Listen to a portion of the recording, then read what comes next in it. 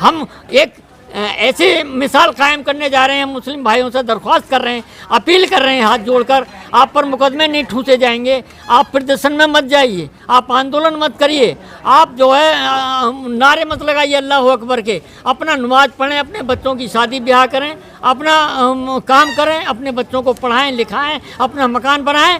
सिर्फ हज जाने का जो प्लान है वो मुलतवी कर दें 5 साल के लिए, 6 साल के लिए, जब तक जहर फैलाने वाले लोगों को फांसी नहीं हो जाती है, जब तक जो समाज में जहर फैला रहे हैं, नफ़रत फैलाने का काम कर रहे हैं, जब तक उन लोगों को फांसी नहीं हो जाती है, तब तक हज जाने का प्रोग्राम हमारे भाई लोग मुलतवी करें और देखें फिर अपनी ताकत को, कितना ताकत है उनमें। इनमें इतनी ताकत है कि हमें सपोर्ट हर जगह से मिलेगा। लेकिन पहले मैं अपने घर को इकट्ठा करूंगा, अपने कुनबे को इकट्ठा करूंगा। चौपाल पर जब हम 4 भाई सगे बैठ जाएंगे तो रास्ता चलने वाला अपने आप हमारे पास हुक्का पीने आएगा। पहले अपने भाइयों को इकट्ठा करना है, फिर पंडित भी आएगा, वर्मा भी आएगा, शर्मा भी आएगा, बनिया भी आएगा, मैं सबका वेलकम करूंगा बाद में। ये सेकंड फेज की चीज़ है, बाद में बुलाना। फर्स्ट कि आप 30% की बात करें तो बाकी 70% इकट्ठा हो जाएगा। ऐसा तो हो चुका, ऐसा तो हो चुका। उस 70% को हमें काटना है, फाटना है, दही की तरह फाड़ना उस 70% को जो इकट्ठा हुआ है। मेरा नाम मोहम्मद आरिफ इंजीनियर है। 30% आबादी को जो आतंकवादी कहा जा रहा है उनको हम मुख्य धारा में लाना चाहते हैं। अपने 30% आबादी को हम गवर्नमेंट को दिखाना चाहते हैं कि हम मुख्य धारा में रहते हैं और बहते हैं देश की मुख्य धारा में। आतंकवादी कौन कह रहा है आपको? कोई केंद्र सरकार कह देती है, कभी उनके पाले हुए लोग कह देते हैं, जैसे वो बुलवाते हैं वो बोलते हैं। आजकल तो एक बाढ़ आई हुई है, सैलाब आया हुआ है, कोई जो कुछ भी बकने लगता है कि ये आया आतंकवादी, ये आया उग्रवादी। इस तरह के फ़िक्रे आम हो गए हैं। तो इन फ़िक्रों को बंद करने के लिए हमारी पार्टी पहला काम करेगी कि हम आतंकवादी ना कहलाए जाएं, उग्रवादी ना कहलाए जाएं और देशभक्त कहलाए जाएं। और सुन लें, भारत सरकार को आपके माध्यम से मैं बताना चाहता हूं, खासकर मोदी जी को बताना चाहता हूं, हमारी राष्ट्रभक्ति देखनी है मोदी जी तो तीनों सेनाओं में मुस्लिम रेजिमेंट बनाना होगा। हमारी राष्ट्रभक्ति देखनी है मोदी जी तो तीनों सेनाओं में मुस्लिम रेजिमेंट बनाना होगा। अब मुस्लिमों की राष्ट्रभक्ति पे जो सवाल ये आप उठा रहे हैं जी, तो ये आपके अंदर ये टीस कैसे पैदा हुई? ये जो आपके अंदर भावना आई इस तरह की, वो किसके अल्फाजों से, किनके वाक्यों से, किनके भाषणों से आई है? ये हम बुज़ुर्गों का एहतराम करने वाले लोग हैं, हम इस्लाम को मानने वाले लोग हैं।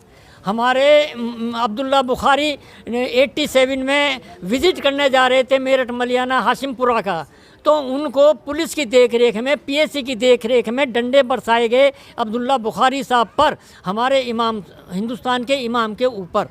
तब हमने वोट क्लब पर भूख हड़ताल की, उत्तर प्रदेश बंद कराया और हमने उनके खिलाफ आवाज़ उठाई, पीएससी के खिलाफ। वीर बहादुर सिंह को खूनी वज़ीर आला लिखा अखबारों में और कहा कि वीर बहादुर सिंह की देखरेख में ये हमला पीएससी के थ्रू किया गया है। आज अब्दुल्ला बुखारी नहीं है, आज हमला किया है हमारे हुजूर सल्लल्लाहु अलैहि वसल्लम के ऊपर हमला किया गया है। अब्दुल्ला बुखारी से लाखों दर्जे ऊंचा उनका दर्जा है।